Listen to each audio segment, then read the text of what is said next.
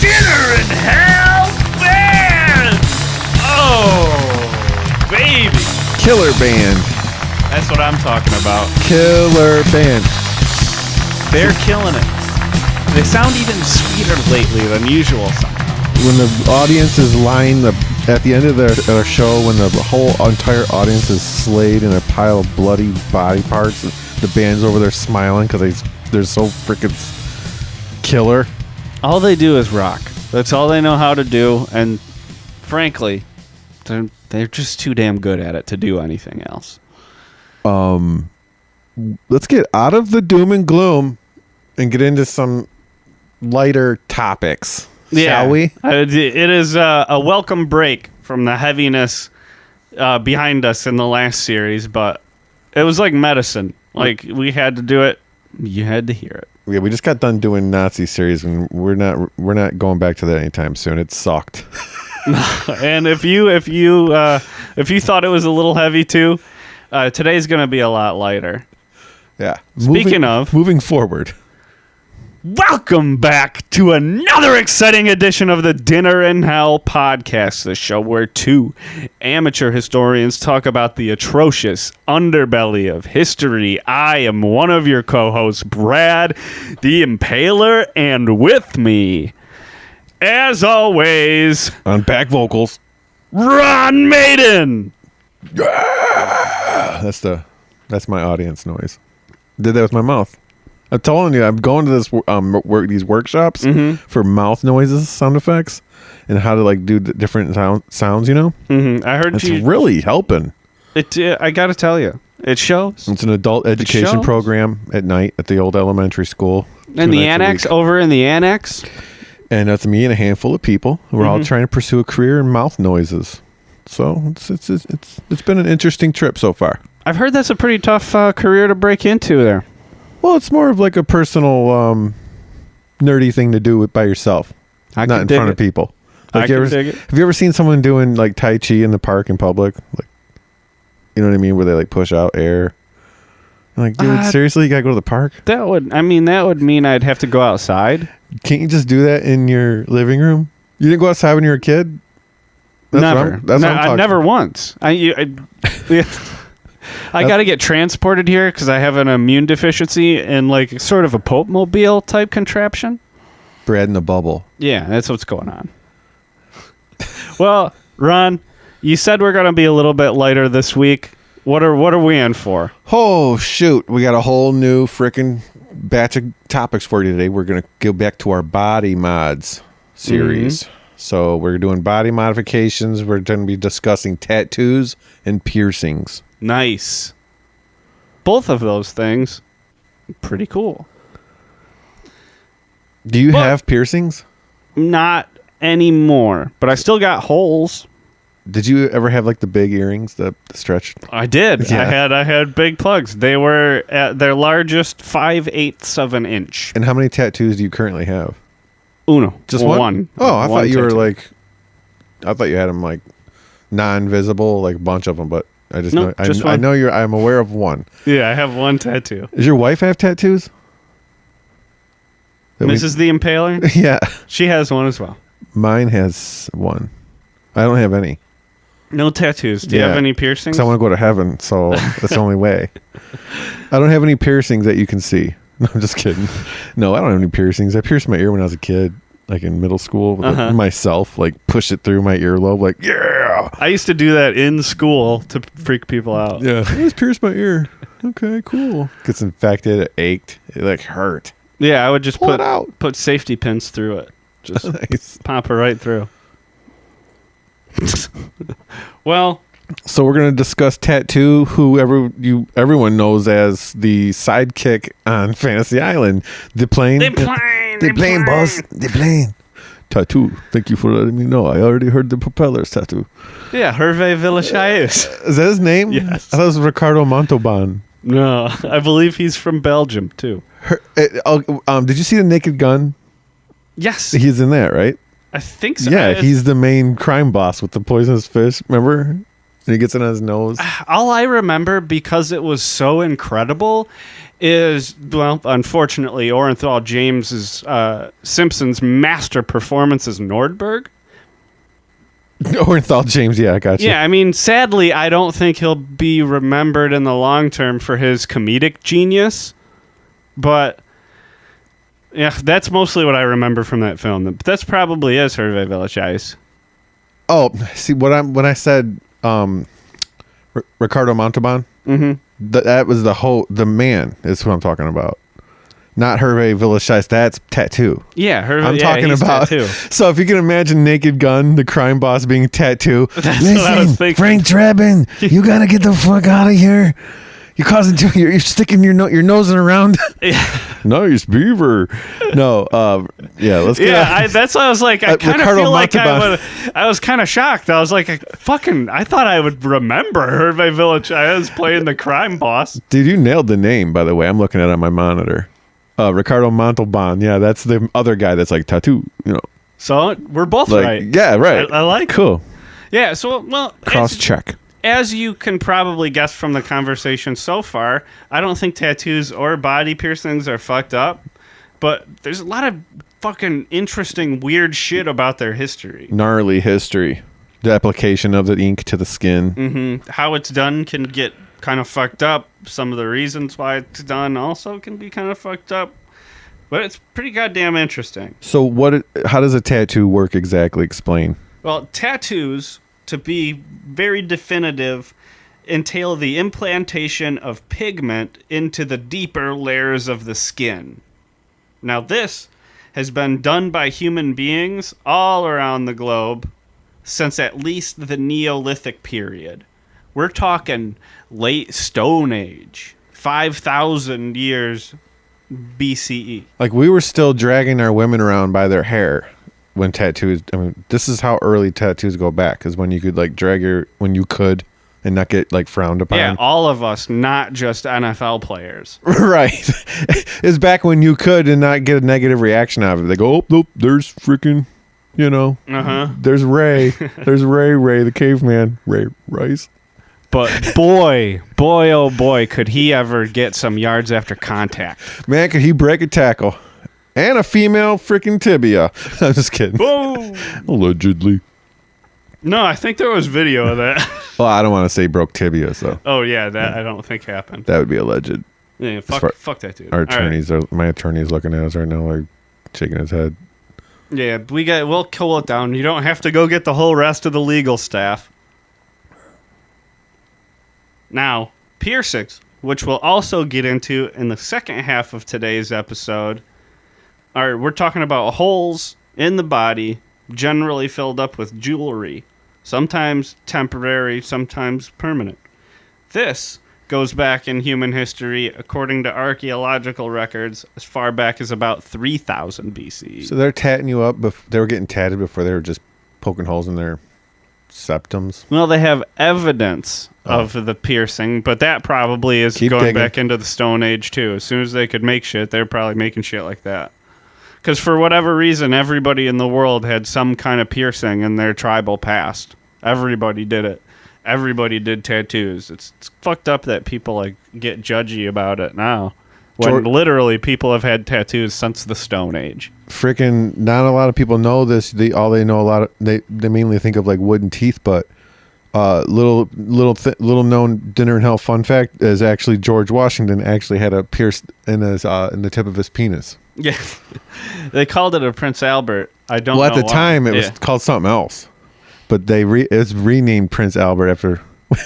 Who came first, Prince Albert or George Washington? I don't know. I don't know who Prince Albert is. I don't know. I think he's some kind of. I did read though that he's royalty. I know that it's a myth that the piercing was said to help whoever that dude was, like somehow hide his huge dick in his pants or whatever. That the piercing somehow accomplished this, but that's bullshit. He never had one of these, and it's not named after him. It's just nonsense. You ready to go around the world and tattoo history? I'm ready to go over to the ancient Egypt.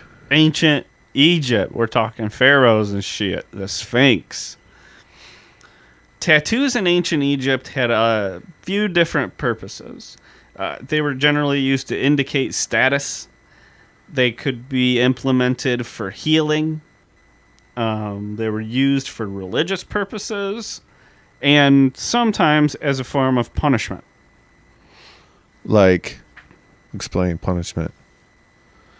Well, so like a lot of the past of tattooing, they were sometimes used to demarcate criminals. Yeah. Yeah, so I think that's what it was probably referring to. Did you see Django Unchained? I did. And they branded the face with the R. Mm-hmm. What was the R for?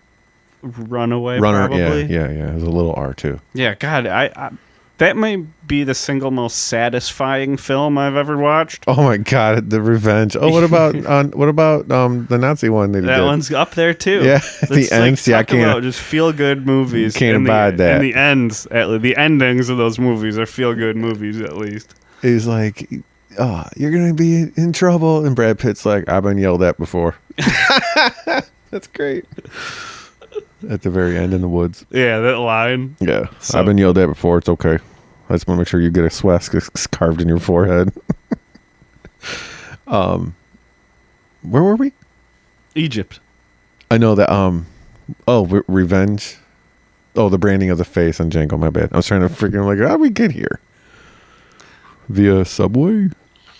On my way here, I saw a father walking with his kid, like a little daughter, like a cute moment. Mm-hmm. And then I saw a fucking big exhale of cigarette smoke just waft. I was just like, man, what a contrast. I was just like, what a precious little scene. And it was like, ooh, what a toxic, fucking gross, like, poor thing. Walks with dad. Brought to you by Cool Menthol. So we're in Egypt. Oh, another interesting thing about tattooing in Egypt that may not totally correlate to tattoos in today's society is that the majority of tattoos in ancient Egypt were to be found on women. Probably as like makeup, like their eyelids. It was just a thing that more women had done. I mean, the medical tattoos were probably the most prominent usage. They were blue and white. Those were the two colors they could come in. And they were generally seen on female mummies in an effort to treat a pelvic condition. What kind of condition? Don't know. Some kind of growth thing. They couldn't exactly determine from the bones? Mummies. Yeah. It was probably muscular.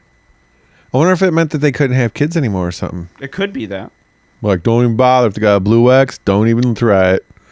She ain't fertile. Move on. The Egyptian tattoos, the blue and white ones, were performed by basically scarring. They'd basically just cut you open, and as it healed, they would either knot to create white lines or fill it with pigment to create the blue lines, just at an open cut. I was going to say, how you can't even get really white pigment now, can you? Is there white pigment? Yeah, you can get white tattoos. Okay. I think it fades really fast, but it can be done.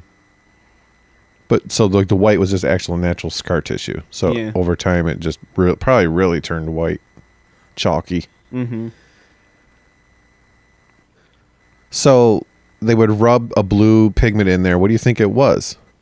Probably.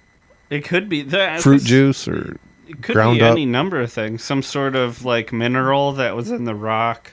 Like a type of chalk. Maybe or something. From squid ink, if they're catching squid out there in nets, maybe. I don't know. Interesting. Could be from flowers. Could be from bugs. Right now, I'm looking at our research. One of our research guys. I'm looking him in the eye right now, frowning. He's throwing his hands up like, "Respect. I'm sorry. I dropped the ball. You're supposed to know this for us. You're supposed to make us look smart." Yeah, come on, man. What was the pigment the Egyptians used? Which, we'll get to later is like the pigment they use in modern prisons. Mm-hmm. I don't want to suggest those ideas just yet. I don't want to jump the gun on those. Yeah, but I mean, you'll hear about some pigments that are pretty interesting in here. Yeah. So other regions? Yeah, let's say go a little bit, jump to the east, and you have evidence for tattooing in China that goes back as far as 2100 BCE. These were on mummies that were unearthed in the Tarim Basin in the west of China. Now, much like in some cases in Egypt, tattoos in China were given to criminals periodically throughout their history. And in other cases, they were generally seen as barbaric and undesirable. Convicted criminals would generally have the character for prisoner tattooed onto their faces. Boom. Put that in the freaking collage Facebook media. Tattoo for Chinese symbol for prisoner.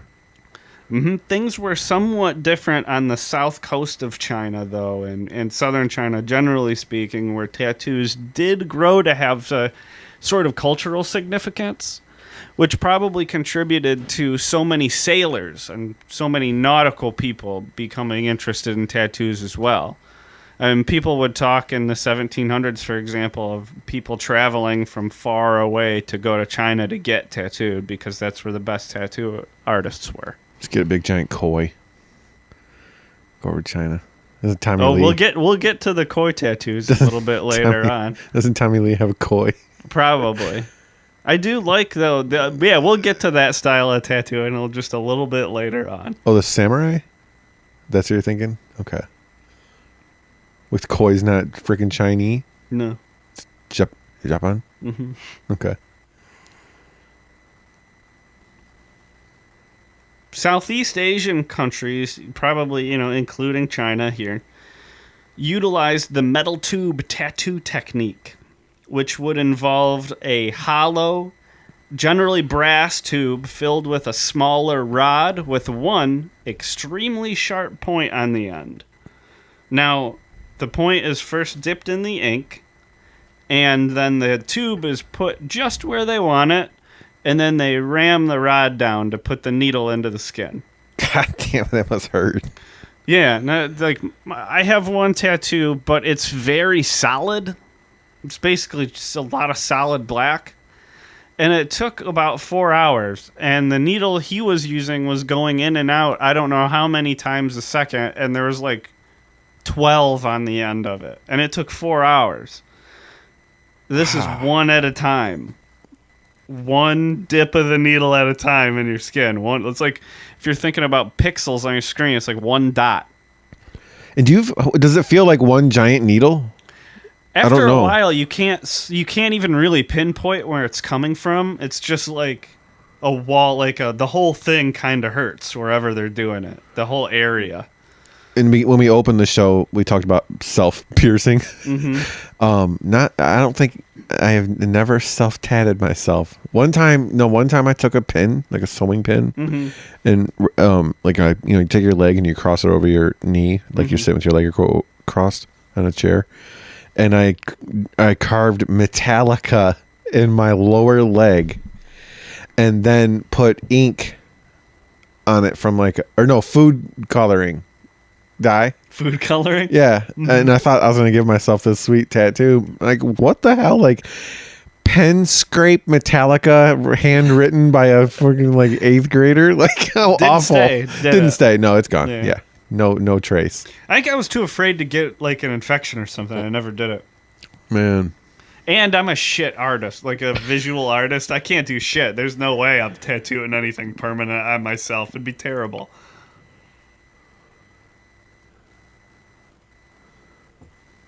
Now, you mentioned the koi tattoo. Yeah.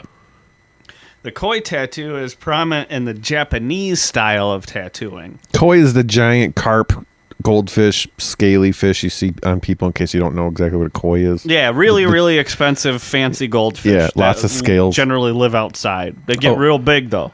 Yeah, it's probably expensive tattoo. I thought you were going to say expensive, fancy tattoo. I didn't know you were going actual freaking animal. Oh yeah, the tattoos too. Yeah, hell yeah. You get a big koi tattoo, you're gonna want to pay for high quality. Yeah, that's for sure, because they're real intricate. Japanese tattoos has a lot of water, and dragons and snakes and all kinds of cool shit. Yeah, I would contact Tommy Lee and find out where he got his. Maybe you can get a recommendation or something. Good idea. If you're seriously looking to get koi tattoo, look it up. L.A., Los Angeles, phone book. Lee, T. Thomas. Now, tattooing in ancient Japan and this is pretty interesting, is actually responsible for the modern Yakuza. How, you may ask? That sounds absurd. I was just going to ask that. You were right. I just didn't get it out. Well, when the governance of Japan was taken over by the Meiji government and an emperor, and they disbanded the samurais, if you may recall from our previous episode. Samurai Code? Samurai Code. Yes. Yep. I know this shit. When they were disbanded, they were forced to give up their armor that they used to publicly wear and were all fancy and a big part of their identity. When they weren't allowed to have that anymore, they replaced it with tattooing. Like their entire body? It would or at just least like a neck eventually evolve into the entire body. Below the collar, above the wrist, and above the ankle. So if you had clothes on, it wouldn't be visible. Yes, of the modern day Yakuza, that is the general tattoo. And it would be composed of either symbols of things that the Yakuza represents, or telling a personal story about the Yakuza member who's wearing the tattoos. Now, the reason that these two things are correlated is because eventually having tattoos, the tattoos became outlawed in Japan by the emperor. He had to weaken the samurai class because some local places were like, nah, fuck the emperor. I'm giving all my taxes to the samurais around here. They're who I know. Devil I know, you know what I mean? Samurai's like, just because I'm not wearing an armor suit don't mean I'm not fucking samurai still. Yeah. Just here, see my neck. Let me pulls his shirt down. He's all tatted up. Mm-hmm. See these parakoi? My collarbones? Pay up. Boom. Yeah, so the emperor didn't like that shit, so he made tattoos illegal. Not just new tattoos, old tattoos were also illegal. So what this did is it forced all the former samurai into sort of like an underground criminal class where they couldn't integrate into Japanese society after that. You can't undo tattoos and, hundreds of years ago. You can't. So he made a permanent criminal underclass out of them, and that's what eventually grew to be the modern Yakuza, the organized crime in Japan. Isn't that the same group of people that trained Bruce Wayne to become like the ultimate crime fighter? No, that's like the temple of... Led by Liam Neeson's gang. The Blue Lotus Temple, I think is what they're called. What was his name? Oh, God. How can I not be thinking of this right now? You remember? And he's like, so-and-so's dead. No, so-and-so's alive. Raj Al Ghul. He's leading the secret samurai code, training super crime fighters on the side. No, they kind of do, just sort of regular organized crime stuff in Japan. Although nowadays, not all Yakuza members get the full tattoo in order to better blend into mainstream Japanese society because tattoos are not common there.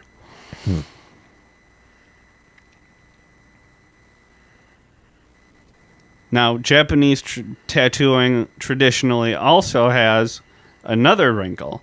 And keep in mind that what we're talking about here, in some cases, are full-body tattoos. Okay. Japanese tattooing is done with the bamboo method. This involves a piece of bamboo with many sharp points at the end being hit into the skin. This is one of the most painful methods, and a large tattoo can take hundreds of hours to complete. My tattoo, by the end of it, it was like after the adrenaline kind of wore off, it was extremely painful, and it only took 4 hours. So hundreds of hours sounds, with a tattoo method that is way more painful than the one I was enduring, sounds shockingly terrible to me. I mean, those tattoos look awesome, but I don't know if I could pay that price. There's other methods to me that sound terrifying that we haven't covered yet that I'm saving my reaction for. There's one with a little hammer. Speaking of... Is this it?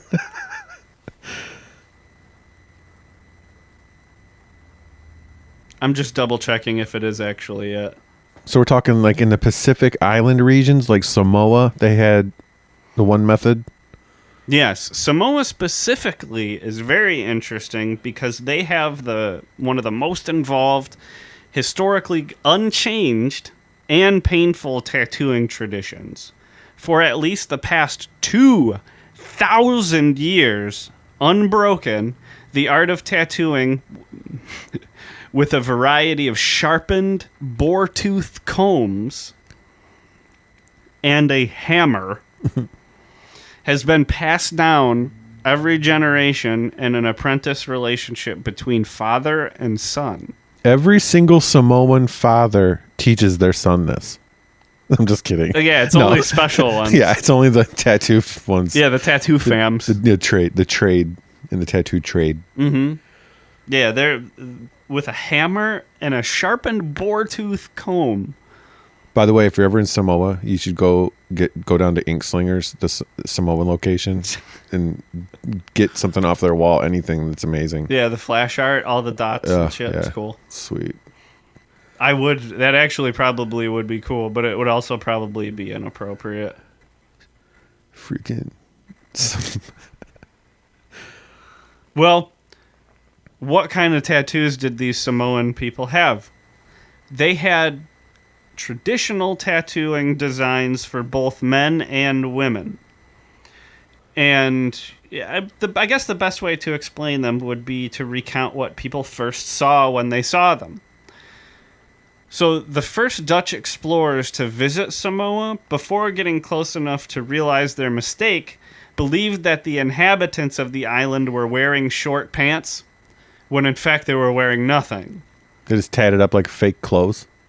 Kinda, but I don't think that was the design. It just appeared that way? Yes. It's like their legs and their buttocks are covered in tattoos. Just solid black? Or like a pattern, you think? There's a lot of solid black, but there is patterns. Imagine how many mallet and freaking boar-tooth comb.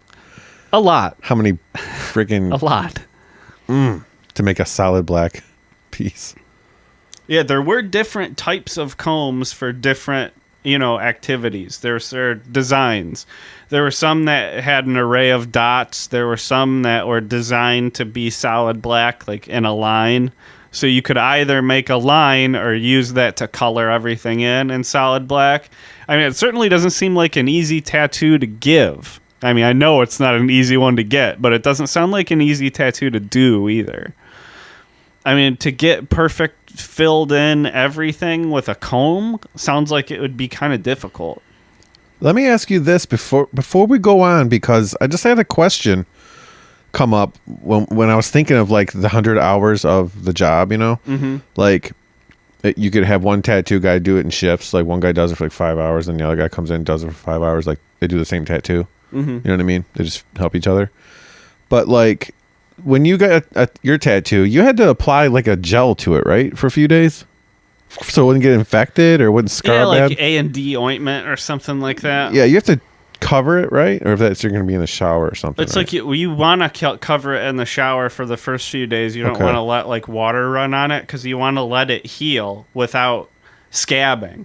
That's why you always want to keep it moist because you never want to let it scab. Scab hard and dry. Yeah. Oh, okay. You're keeping it moist. Mm-hmm. It sucks because after a while it'll start to like heal to whatever you put on it. So it'll heal to gauze or heal to the inside of you. Like fucking, that was the only time I wouldn't wear a seatbelt because my tattoo was right under where the seatbelt went. Yeah. And if you didn't every couple of seconds pull it off, it would push your shirt down on it and you would heal to the shirt. Is that why back in the day you used to drive around in your hockey equipment, your helmet and pads and shit? Is that why? Because you didn't have your seatbelt on? Was that the same? Yeah, I just wanted to still be protected. That's when I first met you, right? Yeah. Explains it. I always thought that was weird. Now I get it. Now, these tattoos for Samoans also had a big cultural impact. What if the cop pulls you over and he's like, you weren't wearing a seatbelt, son? And you're like, but...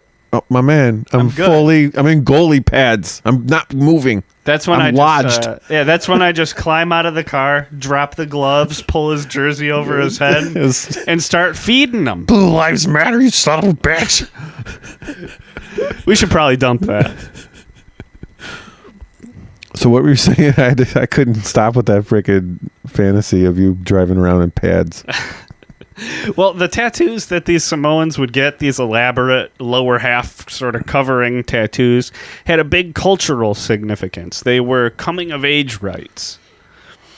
And you mentioned how the man hours might be split up with the tattoos. These would be given to 4 men or 4 now women at a time, or I guess making that transition by 7 different tattoo artists. So they're like, sometimes they're doubling up on you, and it's like a team thing. Like it's a whole deal. That's what I was kind of thinking about the other when I was talking about the other one. Yeah, it seems almost like kind of like a graduation ceremony, I guess. This is how I would describe it if it were in today's, society. Congratulations, you're 13. Like, you're an adult now.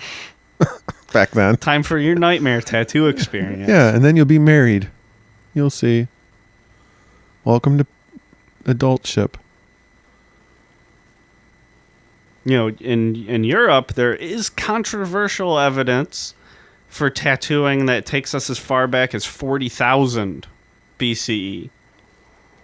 This is on, like primitive art created by people then, but it depicts, there's a figurine with tattoos on it from 40,000 BCE, basically. Damn. I bet that figurine looks like shit. Mm-hmm. The sculptures back in 40,000 BCE are all shit, if you ask me. They get way better around freaking Stone Age. Yeah, once the Stone Age rolls around. Yeah. Now, tattooing also existed in North American history, probably through Siberia. Native American tribes would tattoo sometimes. Classic North America, Siberia. You know it. That's where the people here came from. Is that when the Bering Strait was solid ice? Hell yeah. Okay. I know my straits, you guys. Straits of Magellan. Inuit people would tattoo themselves or as a sacrifice to sort of make themselves ready and gain approval to settle a new place. They find a new place to settle with their dwellings, their village and their family. Yeah, and they tattoo themselves as like a penance to get the gods to approve of them going there. I read looking up tattoo history leading up to the show. I read about this queen, this English queen. Some knights captured some Inuit people and imprisoned them and took them to the queen, and she just to look at them tattooed, she couldn't believe it. Like this Inuit family. Did you read that? No, I didn't see that. That's crazy. I thought that was it. But they were like, nuts. We got you these freaking Eskimos. The English queen was like, hey, let me gaze upon these little tattooed little darlings. Aren't they cute? Behead them. Let me just grab these 2 people that don't speak the language I speak, so nothing can be explained to them. Just yank them from everything they've ever known and haul them halfway around the world just for another person to gawk at them. Well, I said bow. They didn't bow, so throw them to the lions. Fuck it. Send them up so they got a date with the whatever his name's daughter. But I like the tattoos. Cute. Now, a lot of times tattooing has had an association with criminality, and that hasn't changed. These days, tattoos are often given in prison. Now, these are always against the rules in prison. You're not allowed to tattoo one another. You're not allowed to bring a tattoo needle in either. Yeah, so if you're already there... How's it happen? Double whammy. Yeah. And the machines that they make are artfully constructed from like either tiny electric toothbrush or tiny electric razor motors. Or motors from like cassette players, like Walkman. It's like some guys could have a Walkman. God, that would be like awesome. If you're in prison, what would you rather have, a Walkman or like a new book every month? A Walkman with a new cassette every month or a new book every month? New book. Really? I find it easier to escape to like a different world. Oh, I would go put the headphones on, close my eyes, and I would definitely escape. When you're reading, your eyes are open, you're seeing. Yeah, but all you're seeing is words. Not me, because I hold the book far away. Can I get audiobooks with the Walkman? Boom, BT. Boom, Impaler. He did it, you guys. Best of both worlds. Flip the script. Can't stop him. In 2014, you're talking about criminals with tattoos? Yeah. There was a report on the American Journal of Clinical Pathology. Mm-hmm. They said that if you have tattoos, you're more likely to die earlier than thou without tattoos. People with tattoos average death die at the average of 39 years. Non-tattooed people like myself at 53 years. Okay. Well, shit, I got 6 years left. Having a negative message was associated with non-natural death. Like gunshot to the freaking dome, friggin', crazy like OD. shit. Yeah, OD, yeah. Suicide. Yeah. Some kind of death. Yeah. So don't be getting tattoos, you guys. Yeah, I mean, we're talking about needles that aren't going to be cleaned. It's not like they got an autoclave or some shit in there to sterilize it. And they're basically machines that are held together with like a little bit of string and a prayer. And the needle that punctures you, sometimes it's a guitar string. Yeah. What was the other? Like that. There was other material. All I can think of is the guitar string. But let's talk about the ink they use, the pigment. Oh, on top of the needle not being sanitized. By the way, everyone in the prison used that needle. Yeah. And probably fucking full of hepatitis and shit like that. Scurvy. Yeah, you don't want to catch that shit, but you got this ink. Right. They probably, if you don't let them have tattoo needles, they probably don't let them have tattoo ink in prison either. So what do they make that shit out of? Well, sometimes they don't make it at all. Sometimes they steal black paint from the shop. Or paint. Paint. Or they'll just take ink right out of a pen. Tell them about the styrofoam. Burnt styrofoam ash. Burnt styrofoam or paper. They'll take the ash and use that to color. So that's why prison tattoos are always black, by the way, pretty much. Yeah, they're burnt styrofoam ash black, to the exact shade. So so probably don't try that at home. And do you think they have? Do you think that they have prison tattoo gel, post tattoo gel that I asked you about? Yeah, I don't think so. I don't think there's a whole lot of aftercare going on. You just get it and freaking sleep on one side, something. Spit on it all the time. Spit on my tattoo. Got cotton mouth. Now, we have to call back to an old Dinner in Hell favorite from our episode of Take the Heart Out. We're talking about Ötzi the Iceman. The mummified man? Oh, yeah. Storming back in from 5000 BCE, straight out of the Alps. Ötzi. Ötzi Oosborn. And his family. The Ootsborns. Sharon! Sharon? I'm the Prince of Darkness, Sharon.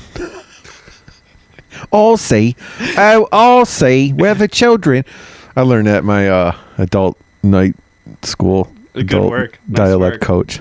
Did you hear me doing mouth Sharon. work? Do you think I have what it takes? I did a couple sound effects today. You think I have what it takes to get into this class? You've got potential. Mouth sounds? You got mouth sound potential. I'll keep working on it. We'll set up an application. I could see you having a long, illustrious career at Nickelodeon. Cool. Now, this Ötzi motherfucker, he had tattoos on his knee, on his ankles, and on his wrist. One was Crips. One was Mom. One was Down with Crips. One said Mitochondrian Eve. One said Compton's Most Wanted. His tattoos were actually simple lines and dots.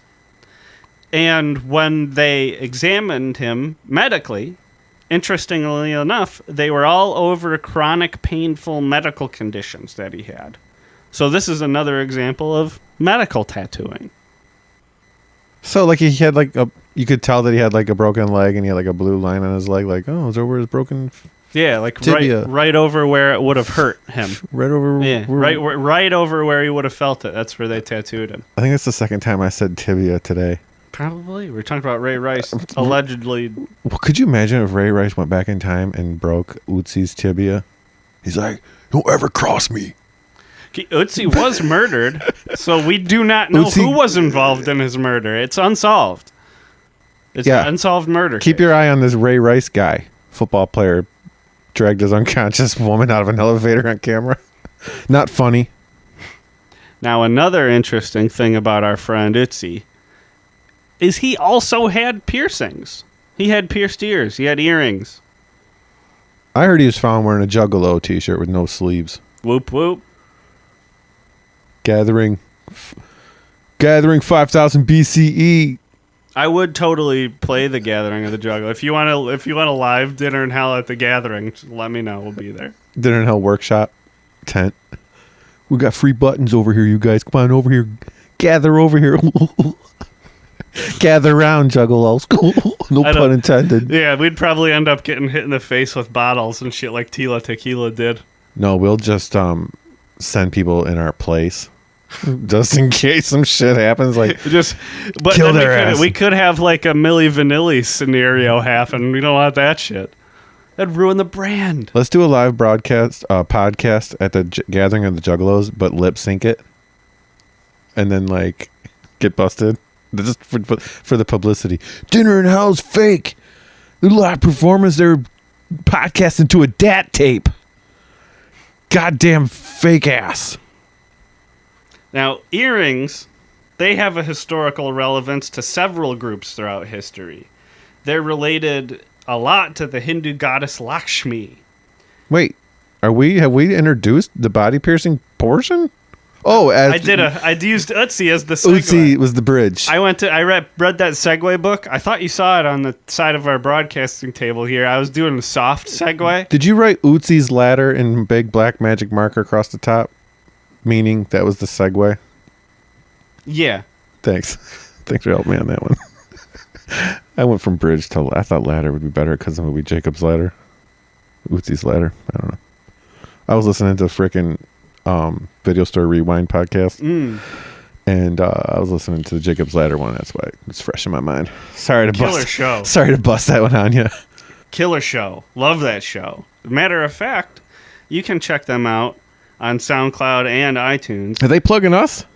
Periodically in the future on their show, whenever they run across something historically relevant, you'll hear Ron and I pop in and for like a Dinner in Hell minute where we'll give some quick context historically to their movie review. Get to the bottom of it. Which every single time Matt, Rich, and Zach are funny as fuck. Nostalgia bomb. Go listen to it. I hate nostalgia. Just kidding. I love it.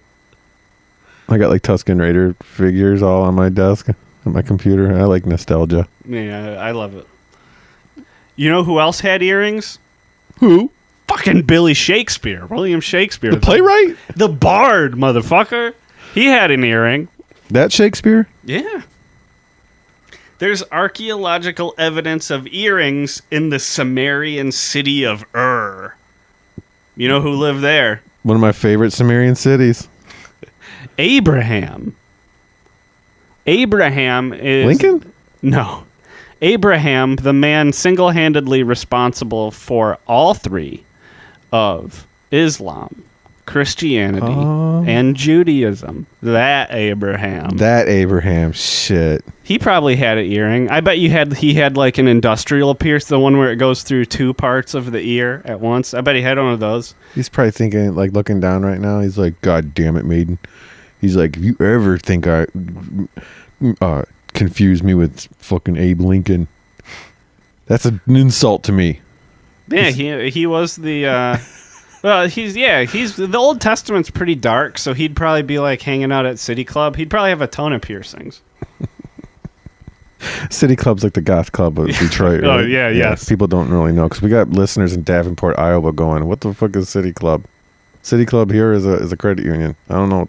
Doesn't make sense to me. City Club's like the goth nightclub. Oh, yeah, right? It's the goth club here in Detroit City. Boom, goodbye, horses. Dying. Oh, fuck me. Every time I've ever been there, I feel like I've heard a lot of Depeche Mode. Yeah, The Cure. Yeah, oh, yeah. Give me one more. Take me back. Oh, REM? No. Like maybe like My Life with the Thrill Kill Cult or like KMFDM or something. Violent Femmes. Oh, yeah. Ministry. Yes. Womp womp. I want to violate you. 9 Inch Nails. I remember like help me.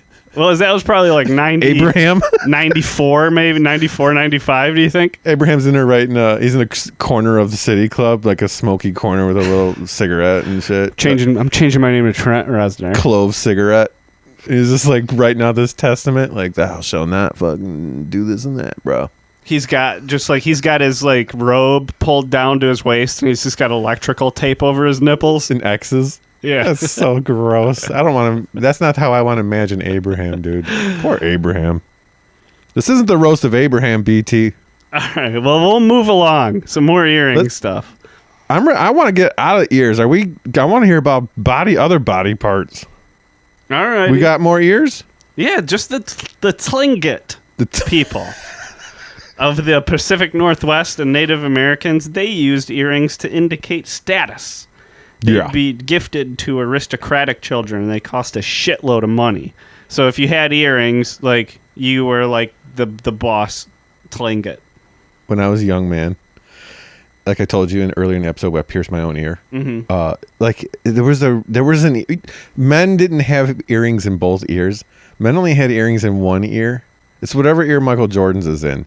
Like, if you had it in the other ear, you were supposed to be homosexual, queer. Let's see. I got my ears pierced in both 2001, and I got them both pierced at once. I'm talking like 90s and shit. Yeah, like 80s. I was a little kid. Yeah, that's when I was. I do remember though. The supposedly, I can't speak to the veracity of this claim, but the left ear was the straight one. Yeah, and the right ear. If you had an earring in your right ear, you were homosexual. And I want to say that might have been true, because I think that was a way for gay guys to be like, I'm down. Like, this is my like signal to you. Yeah, maybe. I think that it was actually a thing. It doesn't seem foolproof though. But yeah, Michael Jordan's still rocking like one earring. He's like, I'm straight over here. God damn it, I'm Michael Jordan.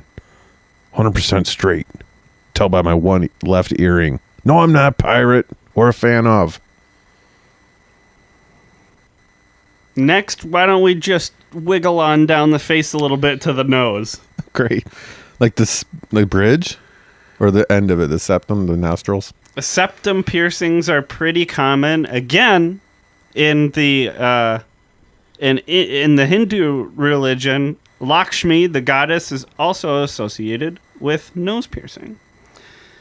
It's customary for Hindu Indian women of childbearing age to wear a stud in their left nostril. This is because in Ayurvedic medicine, this nostril is somehow related to the female genitalia. You can tell if a girl's like easy, she got her friggin' left nostril pierced. I did not go to Ayurvedic medical school. I'm just kidding. Like if you saw like a like, oh, she's got her privates pierced, like, oh, she's probably really slutty. Like, oh, she's got her nostril pierced already. God, the dirty nostril, yeah, the dirty one, the sex one, the sex nostril. The sex nostril is pierced already. I would kill my daughter if I saw that. Yeah, I guess it was like to help them get pregnant. I mean, sometimes it was, customary to get their nostril pierced on the night before their wedding. Oh. Yeah. So it's nice and tender, fucking, when they kiss the bride. Yeah, great. Yeah, make sure don't touch my nose. And it's red and swollen. Yeah. Great idea. Trickle of blood dripping down under the gown. Great. Dinner in hell. Many Native Americans, First Nations, Aztec, and Mayan tribes also practice septum piercing, like you described. Yeah. That is the between your nostrils in the middle. You know who else did septum piercing? Who? Bulls in Spain. Oh yeah, so they could control them because it oxen fucking hurts so bad to have a chain attached to that and get pulled around by it. Beast of burden, the oxen. Yeah. Ouch. That's fucking bullshit. Yeah, that's cruel. Imagine that. As hell. Yeah. Big ass heavy animal. Iron ring through there. Yeah, and you're getting led by I have seen human beings who have done that to themselves. Now, I attempted a septum piercing, but I couldn't finish it. Put it halfway in, and that was enough for me. I was done. It hurts. Yourself? Quite a lot. Yeah. Yeah. Normal shit. Now. Don't try that at home. Also, prominently remembered for septum piercing were the people of Papua New Guinea, who would sometimes adorn their septums with bones. Hell yeah. Human? I don't know. Probably not. Those you want to say yes. Fucking big. Your heart said yes. My showmanship wants me to say yes, but I'm not sure that they did. Maybe a finger? Well, yeah, like... My source just said bones. They probably would have been specific if it were human. Come on. You know what? For the third time, I'm going to say tibia. I say you take the tibia, crack it, file it down, sharpen it, make a little spike out of it. Tibia. Third time tibia. Pounding it tibia. I have seen things bigger than a tibia pierced through somebody. Pervert. We think it's outrageous to qualify. It's way too outrageous to qualify for just a hit in this episode. So you're going to need to look out in the future for when we cover lip piercings, because that's going to include dishes as well. Lip discs? Yeah. Oh, yeah. And so you're going to get that on a future episode in the Body Mods series, a future installment. Brad and I are currently learning the pop language from like South Africa and stuff, especially for that episode. So as soon as we have that native tongue down, the right dialect, we're going to be bouncing that at you. Yeah. We're going to do some episodes entirely in that. In that language, yeah. For our listeners in, Botswana. Hello, Botswana. Now, let's make our way just a bit further down the face to the mouth and go into the tongue. Tongue piercing was practiced in the Olmec, Mayan, and Aztec cultures. Wall paintings are how they've discovered this, and it shows aristocrats having their tongues pierced by a big-ass thorn. So it must have been a wide gauge piercing, and the blood was allowed to run from it onto a piece of bark, which would then be burned and sacrificed. Okay, so I imagine, the drawing is of them spread out like the sacrifice ones. Mm-hmm. Tongue is probably pulled out, with some kind of spike above it. And then they're going to gather the blood, burn the blood? Yeah, on the for bark sacrifice? that they gathered it on. They burned. Oh, they burn the whole bark too? Yeah, as a sacrifice. If you're going to do that, you might as well sacrifice the blood. Yeah, go that far. Remember the Tlingits? Yeah. They did this same thing too. Shit. Aliens taught them all. They never met each other.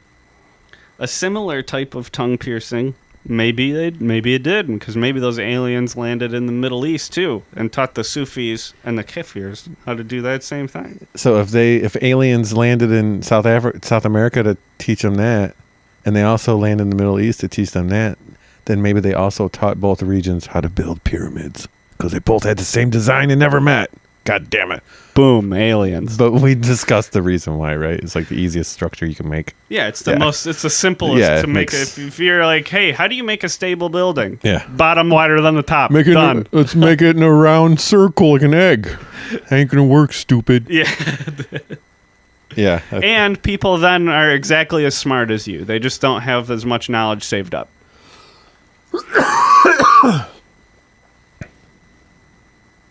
Yeah, people back then were capable. They're capable of making tattoos 5,000 BCE. They're pretty capable.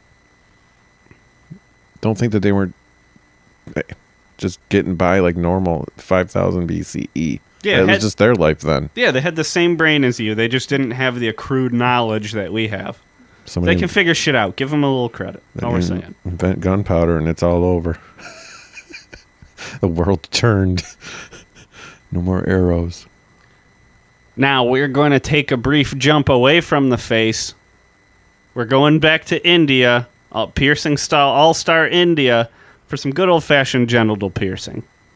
All right. I imagine like a map of the world and like an airplane going like a little cartoon back to India for our episode, our animated version. Yeah, can we get the red dotted line? Can we get the effects guy on that? Just keep going. It keeps bouncing back. We're on our way to India. Where in the world is Dinner in Hell discussing? Well, in India, there's a famous book that you've probably heard of called the Kama Sutra. Okay.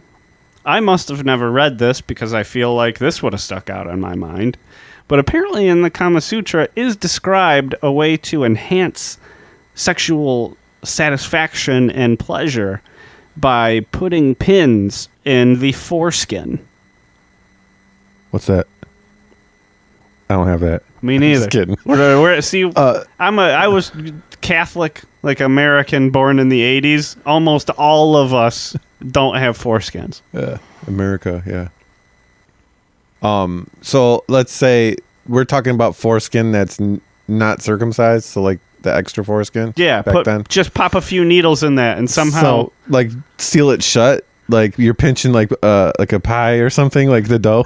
I have no fucking idea how this could ever increase sexual pleasure for anyone. Are you then supposed to put this inside somebody? Because that's awful stabby. Or hand, like the partner is supposed to use their hand or other part, because that would be a nightmare. Frankly, I don't want to know. Yeah, pins. Gross. Dinner in hell, getting dirty. Now, if we take another jump in the plane, the little dinner in hell pond jumper. Back to Borneo? Yeah, we're going to Borneo. Looking for the golden monkey. Tale of the golden monkey. We're in like Indiana Jones. Scavenger hunters.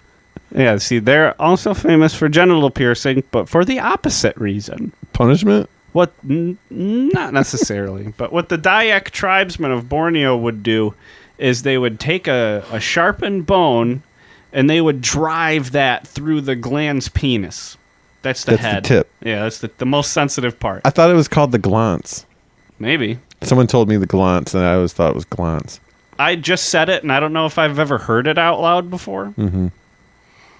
Say however you want, but I'm going with glance. I'm going to go with glance. That's like our Jeopardy warm-ups that we sometimes do. One of us has to be right. My mom taught me glance. And that's how I'm going with it. Whatever. Now, to take us out, what I'd like to talk about is the vegetarian festival that's held every year in Phuket, Thailand. Okay. Now, it sounds innocuous. Vegetarian festival. It's a 9-day festival that coincides with the beginning of their 9th lunar month, in which they do abstain from meat. They also abstain from sex and alcohol. You might be saying, well, that doesn't sound very fucked up. Maybe that's healthy. A little bit of a break. Yeah. Get their tolerance down. Well, the other thing that occurs there is a bizarre piercing ritual. At this, which is also called the Nine Emperor Gods Festival, which is Taoist, in order to bring good luck and banish evil spirits from them, participants will pierce their cheeks. And when I say pierce their cheeks, I don't just mean put a small, like 20-gauge needle through it. I'm talking about dozens of huge steel spikes, like a wide open mouth with a ton of spikes going through the cheeks and coming out the front of it. Looks like Pennywise's mouth. Talking about It? Yeah. Brought to you by It. It. Check out It in theaters now. What a great... See, if you would think you could be a sponsor on our show, and that's how we would fit it in. It would be like natural. Mm-hmm. You wouldn't even believe it. It. Again. See It. I'm just kidding. We both saw It. So. It's good. I like it. It was entertaining. It was very good. But this isn't even the craziest thing. They would shove anything in there. Fucking saw blades. I saw like 25 big fucking knives. I've seen this before. I know that I'm visualizing it. They do it now, right? Yeah, they'll be walking in the street holding like a bunch, like 6 machetes shoved through their face. It's crazy. Chris Angel mind freaks like shoving like a... Doesn't David Blaine or somebody put something through their hand or... Something like that, yeah. But this is real deal. That shit is really through their face. Yeah. And not a lot of blood, right? Yeah, I don't know how it's this surprisingly is done. Oh, you know another famous cheek piercing? Steve-O, when he was the bait on Jackass movie, they put the big ass deep sea fishing hook through his mouth. I remember that. And he jumped in with the sharks. And he had the hook in his lip like he was the bait. Oh my God, he did it right there on film. That's a tough one to watch. There's no blood, yeah. The one that always hurts me the most is when they're giving themselves the paper cuts like on in their lips. And fuck that. You actually mentioned that on a past episode. It haunts me. Yeah, I can tell. Seriously, go back like episode 3 or something. I remember. I know this shit. I got a memory like a freaking steel trap. So I was looking up complications or deaths from body piercing. Mm-hmm. The first big result that I found was navel piercings account for 40% of complications arising from body piercings. Huh, that's interesting. Because of infections and scarring, it causes and brings on mesenteric infarction. You're going to have to look up mesenteric infarction. Basically, it's like blood stops going to your intestines. Like this infection stops blood and you die that way. Like that's what you're... Go get that belly button pierced, ladies. Well, you want to hear something interesting? When I was 16 years old, one of my friends and I, in sort of a team effort, pierced my belly button. Cute. Yeah, it was adorable. It was hilarious. Is it rhinestone? Chicks dug it. Yeah. We did it with a geometry compass, the pointy part. Took 20 minutes. Do you have an Audi? No. It did get infected, and I kept it through that. I cleaned it, healed up, and then I tore it most of the way out at the skate park. Oh. Then I lost it. I'll show you the scar after the show. Lucky you didn't get mesenteric infraction. I know. I didn't know about that shit then. Holy shit. What are you going to do? Frickin' banned. There, but for the grace of the gods. Yeah. They sound you live incredible. Live to hear this band today. Yeah, and I couldn't be happier. Face this audience before our band cuts them down. Feel bad. Every show they can slaughter them. I'm so thankful this is a lighter episode. How much fun was this? Great. Breath of fresh air. You got ideas for other light episodes? Yeah. Maybe to save our souls from getting into this pit of darkness, you can hit us up on Twitter at Dinner in Hell Pod. We're on Facebook, SoundCloud, YouTube, Stitcher, you name it. We want some suggestions for some island stories for our next island series. Give us some islands with famous tales, if you could. Yeah. Tweet them at us. Or you can send them to dinnerinhellpodcast@gmail.com. Please don't forget to rate and subscribe on iTunes. While you're there, drop us a review and we'll read it on the show. Man, everyone's been reviewing lately. We love it. Thank you. Thank you. So much. It's like overload of reviews. Mm-hmm. They're like, too much memory on this. You have to pay for more space for your reviews. God damn it. Dinner in Hell. Well, thank you to the audience. Beautiful as always. Thank you, Brad. Thanks, Ron.